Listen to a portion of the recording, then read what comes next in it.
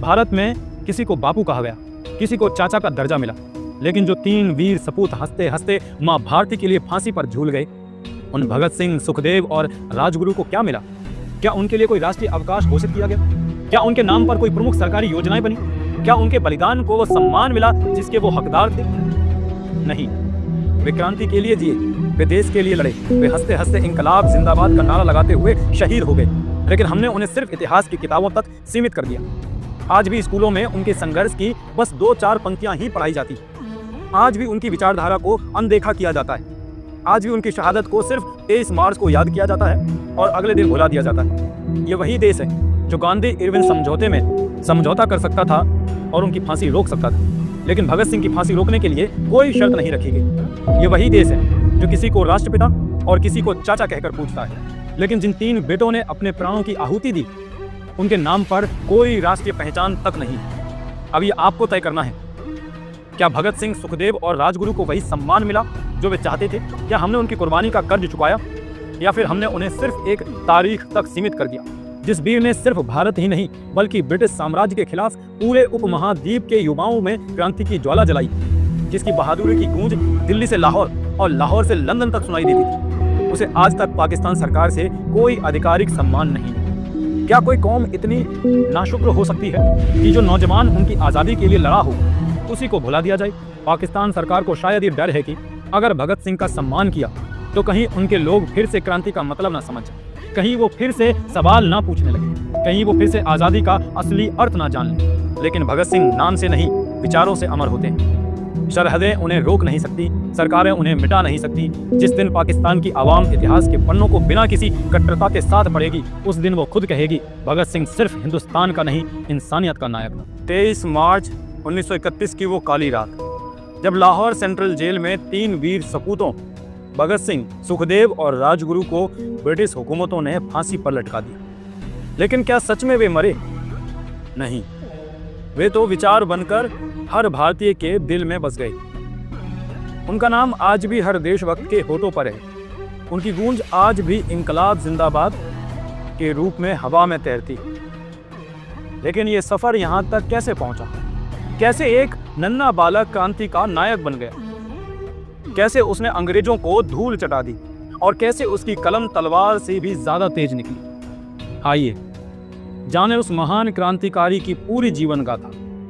नमस्कार, मैं हूं मंथन चौहान और आप देख रहे हैं नव भारत नई आवाज़। साथियों, 28 सितंबर 1907 पंजाब के लायलपुर जिले के बांगा गांव में, जो कि अब पाकिस्तान में है, एक वीर बालक ने जन्म लिया जिसका नाम था भगत सिंह। उनके जन्म के दिन ही उनके पिता किशन सिंह और उनके चाचा अजीत सिंह को जेल से रिहा किया गया था। इसीलिए मानो ये पहले ही तय हो चुका था कि ये बच्चा स्वतंत्रता संग्राम का महान योद्धा बनेगा।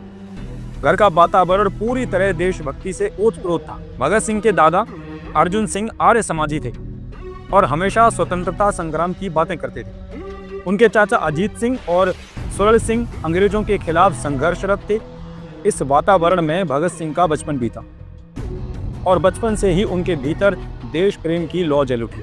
जब भगत सिंह 12 साल के थे तब 13 अप्रैल 1919 को अमृतसर के जलियांवाला बाग में ब्रिगेडियर जनरल डायर ने निहत्थे लोगों पर गोलियां चलवा दी। हजारों लोग मारे गए। भगत सिंह इस घटना से इतना व्यथित हुए थे कि वे अपने हाथों में खून से संधी हुई मिट्टी लेकर अपने घर लौट आए और उसे माथे से लगाया। उन्होंने उसी दिन ठान लिया था कि अंग्रेजी हुकूमत को जड़ से उखाड़ फेंकना। भगत सिंह ने लाहौर के नेशनल कॉलेज में दाखिला लिया, जहां वे क्रांतिकारी विचारों से प्रभावित हुए। यहीं उनकी मुलाकात हुई सुखदेव, भगती चरण बोहरा, यशपाल और जतिन दास जैसे क्रांतिकारियों से। वे महात्मा गांधी के असहयोग आंदोलन से भी प्रभावित थे। लेकिन जब 1922 में चोरा चोरी कांड हुआ और गांधी जी ने आंदोलन वापस ले लिया तो भगत सिंह बहुत निराश हुए। उन्होंने महसूस किया कि क्रांति केवल अहिंसा से नहीं आएगी, बल्कि प्रतिरोध जरूरी है। 1928 में भगत सिंह ने Hindustan socialist Republican association HSRA की स्थापना की। इस संगठन का मकसद सिर्फ आज़ादी नहीं था, बल्कि एक समाजवादी भारत का निर्माण करना था, जहां अमीर गरीब का भेदभाव ना हो। 30 अक्टूबर 1928 को साइमन कमीशन के विरोध में प्रदर्शन के दौरान पुलिस ने लाला लाजपत राय पर लाठियां बरसाईं। कुछ दिनों बाद वे शहीद हो गए। भगत सिंह ने बदला लेने की ठानी और 17 दिसंबर 1928 को सैंडर्स, वो पुलिस अधिकारी जिसने गोलियां चलाई थी, भगत सिंह ने लाहौर में उसे गोली मार दी। फिर वे अंग्रेजी हुकूमत को चकमा देकर लाहौर से भाग निकले और 8 अप्रैल 1929 को भगत सिंह और बटुकेश्वर दत्त ने दिल्ली की सेंट्रल असेंबली में बम फेंका। लेकिन ये बम किसी को मारने के लिए नहीं था, बल्कि अंग्रेजी हुकूमत को जगाने के लिए था। वे भाग सकते थे, लेकिन जानबूझकर खुद को उन्होंने गिरफ्तार करवा दिया ताकि क्रांति की आवाज़ जेल से ही बुलंद हो सके। जेल में रहते हुए भगत सिंह ने मैं नास्तिक हूँ और कई अन्य लेख लिखे। उन्होंने समाजवाद, समानता और शोषण मुक्त भारत की वकालत की। वे धर्म और आस्था पर सवाल उठाते थे। भगवान अगर होता तो ये अन्याय क्यों? वे मानते थे कि शिक्षा और तर्कशीलता ही असली स्वतंत्रता दिला सकती है। भगत सिंह ने जेल में मजदूरों और कैदियों के साथ अमानवीय व्यवहार का विरोध करते हुए 116 दिनों तक लंबी भूख हड़ताल भी की थी साथी। और इसी दौरान उनके साथी जतिन दास शहीद हो गए। भगत सिंह, सुखदेव और राजगुरु को 24 मार्च 1931 को फांसी दी जानी थी, लेकिन अंग्रेज डर गए थे। वे नहीं चाहते थे कि भगत सिंह का अंतिम संस्कार धूमधाम से, इसीलिए 23 मार्च 1931 को शाम 7:30 बजे उन्हें फांसी दे दी गई। जब उनको फांसी दी जा रही थी, तब फांसी के फंदे को चूमते हुए भगत सिंह ने कहा, इंकलाब जिंदाबाद, देशभक्त की चिताओं पर लगेंगे हर वर्ष मेले। ये अंतिम शब्द थे भगत सिंह और उनके सहयोगियों के। कहा जाता है कि गांधी जी चाहते तो भगत सिंह की फांसी को रुकवा सकते थे, लेकिन उन्होंने कुछ खास प्रयास नहीं किया। जब गांधी जी ने इरविन समझौता किया, तब उस समय भगत सिंह की रिहाई की शर्त नहीं रखी। कांग्रेस ने क्रांतिकारियों को उचित सम्मान दिया ही नहीं। इतना ही नहीं, 1928 को मोतीलाल नेहरू के नेतृत्व में भारत के लिए डोमिनियन स्टेट की सिफारिश की गई, लेकिन भगत सिंह और उनके क्रांतिकारी साथियों ने पूर्ण स्वतंत्रता की मांग की, जबकि कांग्रेस अभी भी ब्रिटिश शासन के अंतर्गत ही स्वशासन चलाना चाहती थी। जब ब्रिटिश सरकार ने कांग्रेस की मांग को खारिज कर दिया, तो कांग्रेस को मजबूर होकर पूर्ण स्वतंत्रता की मांग करनी, यानी कि भगत सिंह के रास्ते पर कांग्रेस को चलना ही पड़ा। साथियों, भगत सिंह ने 1928 में नवयुवक पत्रिका में लिखा कि भारत को केवल अंग्रेजों से मुक्त करने से काम नहीं चलेगा, बल्कि हमें एक समतावादी और समाजवादी राष्ट्र बनाना होगा।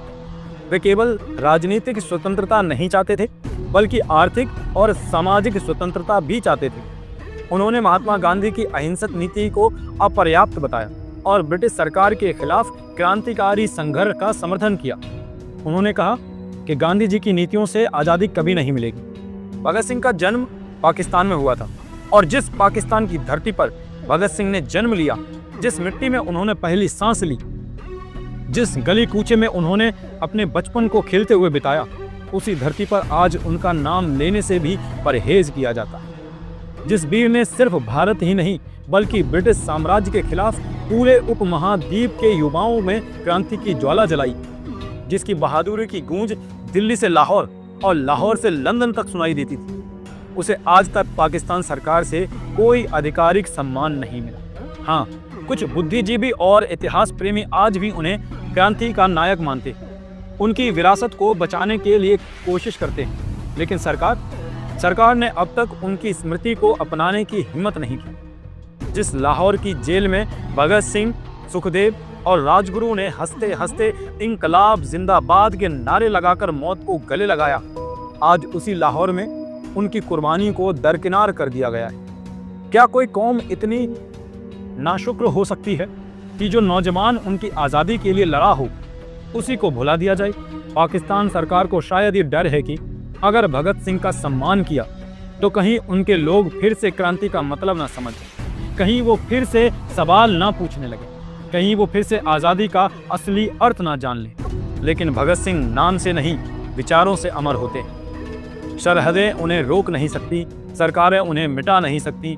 जिस दिन पाकिस्तान की आवाम इतिहास के पन्नों को बिना किसी कट्टरता के साथ पढ़ेगी, उस दिन वो खुद कहेगी, भगत सिंह सिर्फ हिंदुस्तान का नहीं, इंसानियत का नायक था। साथियों, पाकिस्तान में तो भगत सिंह के साथ अनदेखी की गई, लेकिन क्या हिंदुस्तान में उनको सम्मान मिला? भारत में किसी को बापू कहा गया, किसी को चाचा का दर्जा मिला, लेकिन जो 3 वीर सपूत हंसते हंसते मां भारती के लिए फांसी पर झूल गए, उन भगत सिंह, सुखदेव और राजगुरु को क्या मिला? क्या उनके लिए कोई राष्ट्रीय अवकाश घोषित किया गया? क्या उनके नाम पर कोई प्रमुख सरकारी योजनाएं बनी? क्या उनके बलिदान को वो सम्मान मिला जिसके वो हकदार थे? नहीं। वे क्रांति के लिए जिए, वे देश के लिए लड़े, वे हंसते हंसते इंकलाब जिंदाबाद का नारा लगाते हुए शहीद हो गए, लेकिन हमने उन्हें सिर्फ इतिहास की किताबों तक सीमित कर दिया। आज भी स्कूलों में उनके संघर्ष की बस 2-4 पंक्तियां ही पढ़ाई जाती हैं। आज भी उनकी विचारधारा को अनदेखा किया जाता है। आज भी उनकी शहादत को सिर्फ 23 मार्च को याद किया जाता है और अगले दिन भुला दिया जाता है। ये वही देश है जो गांधी इरविन समझौते में समझौता कर सकता था और उनकी फांसी रोक सकता था, लेकिन भगत सिंह की फांसी रोकने के लिए कोई शर्त नहीं रखी गई। ये वही देश है जो किसी को राष्ट्रपिता और किसी को चाचा कहकर पूछता है, लेकिन जिन 3 बेटों ने अपने प्राणों की आहुति दी, उनके नाम पर कोई राष्ट्रीय पहचान तक नहीं है। अब ये आपको तय करना है, क्या भगत सिंह, सुखदेव और राजगुरु को वही सम्मान मिला जो वे चाहते थे? क्या हमने उनकी कुर्बानी का कर्ज चुकाया, या फिर हमने उन्हें सिर्फ एक तारीख तक सीमित कर दिया? अब वक्त आ गया है कि हम शब्दों से आगे बढ़कर उन्हें असली सम्मान दें, उनके सपनों के भारत को सच करें, उनकी विचारधारा को जिएं और ये साबित करें कि वे सिर्फ इतिहास के पन्नों की शोभा नहीं, बल्कि हर हिंदुस्तानी के दिल की धड़कन है। भगत सिंह कोई आम क्रांतिकारी नहीं थे, वे एक विचारधारा थे जो आज भी जिंदा है। उनका बलिदान हमें याद दिलाता है कि आज़ादी केवल संघर्ष से मिलती है और इसे बनाए रखने के लिए हमेशा तैयार रहना होगा। आज भी जब हम इंकलाब जिंदाबाद कहते हैं तो वो आवाज़ न केवल हमारे दिलों में बल्कि आसमान तक गूंजती है। शहीदों की चिताओं पर लगेंगे हर बरस मेले, वतन पर मरने वालों का यही बाकी निशान होगा। इंकलाब जिंदाबाद।